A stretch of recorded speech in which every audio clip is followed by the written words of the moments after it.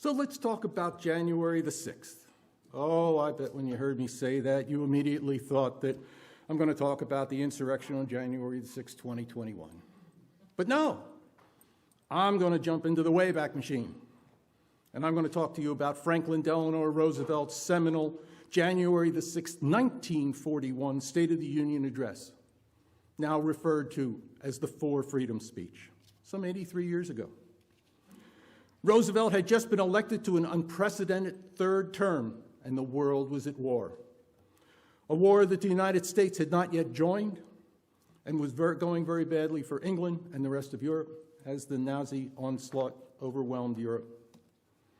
In that address to Congress, he succinctly laid out his vision of a post-war world order based on democracy, freedom, and personal liberty. Let me share those four freedoms with you. The first is freedom of speech and expression. The second is freedom for every person to worship God in their own way. The third is freedom from want. And the fourth is freedom from fear. Those tenets echo the Declaration of Independence, the Bill of Rights of our Constitution, and even at that time unwritten, our Unitarian Universalist principles. The American people have always been an aspirational nation, and FDR was no exception. So even when he saw the United States was going to be drawn into that terrible war, he had already envisioned a world where all could thrive and live peacefully. So at this point, you might ask, what does that have to do with the Transgender Day of Remembrance? And I respond to you, perhaps everything. While the Allies were successful in bringing an end to that long and terrible war and went on to form the United Nations in hope of establishing peace and prosperity in the world, we find that decades later, the world is still a very complex and dangerous place and find violations of those principles in every corner of the world. Tragically, despite all of our hype about being the land of the free and the home of the brave, our divided nation is no stranger to violations of those four core precepts. In today's continuously connected 24-hour-a-day news cycle world, it is easy to see how often those four freedoms are denied to so many groups here at home in the United States. While the entire LGBTQ+ communities continue to be broadly attacked, the radical right has seen fit to single out and persecute and demonize the transgender community, a community that just wants to live their lives in peace. To borrow from Tim Waltz, the MAGA right should mind their own business. They peddle fear where there is no danger. They peddle hate where there are only loving souls. They peddle ways to control rather than ways to unleash caring spirits. That radical right needlessly and hurtfully passes laws restricting transgender people about what sports they can play, where they can go to the restroom, how they can dress, the kinds of medical and psychological support that they may be given. In the last year, state and local governments have passed over 500 anti-trans bills. 11 states limit instruction on gender identity. 25 states ban life-saving, gender-affirming care for children and adolescents. 22 states ban trans kids from participating in sports. What a waste of legislative energy, legislating so-called solutions where there is no problem. With results of the recent election emboldening them, we can only assume that the number of anti-trans bills will soar.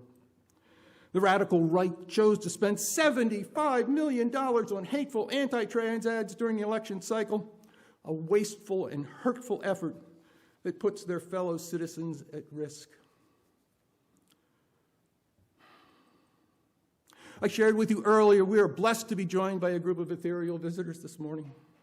Trans individuals whose lives were needlessly lost to the world because they were denied some or all of those four basic freedoms.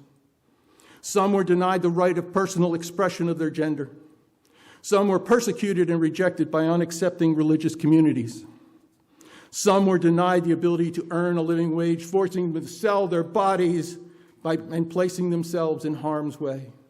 Some were terrorized and demoralized to the point of tragically taking their own lives.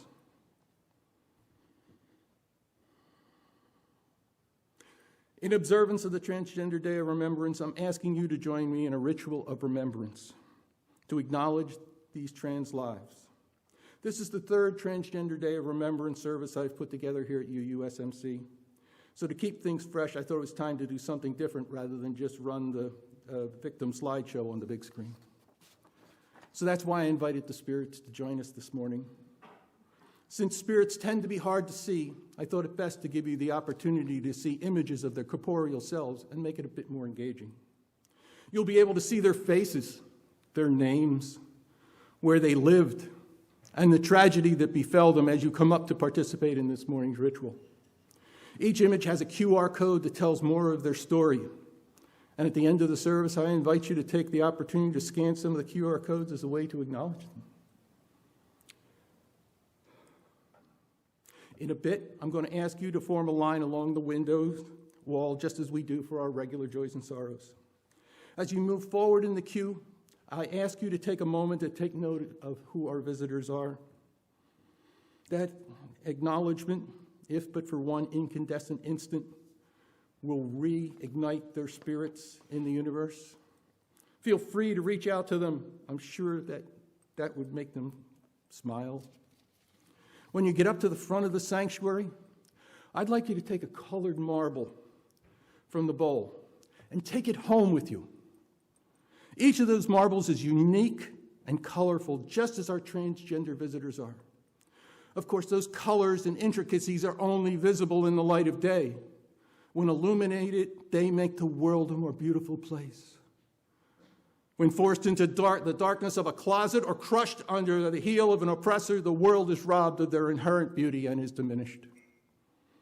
The writer George Eliot once said, "Our dead are never dead until we have forgotten them."